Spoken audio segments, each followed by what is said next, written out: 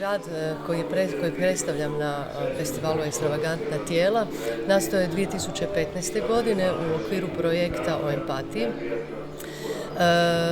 Rad Činjenica Ž zapravo tematizira pitanje povijesne činjenice vezane uz gimnaziju u Križanićevoj ulici u Zagrebu i zapravo opet i taj rad počinje sa jednom osobnom pričom.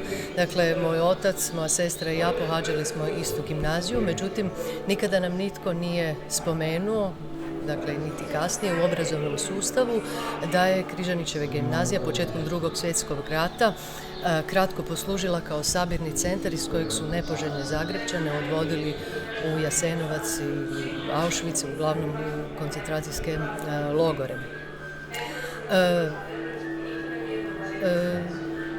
Ja taj rad nisam realizirala, zapravo onako kako sam željela, a namjeravala sam ga postaviti na pročelje gimnazije u Križanićevoj gimnaziji.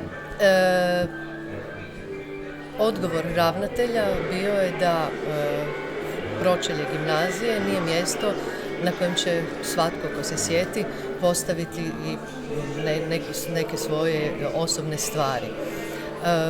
Ja sam razumjela to razmišljanje ravnatelja, međutim pitanje da li umjetnik govori o osobnim, koliko zapravo umjetnik govori o osobnim stvarima, a koliko se ona tiče zajednice.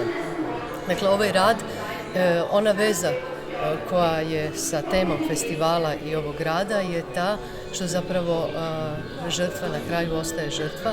Naime, u tom radu spominjem i tetku mojeg oca koja je tragom nestala i koja je možda i sa tih stepenica u Križanićevoj zapravo odvedena u koncentracijski logor.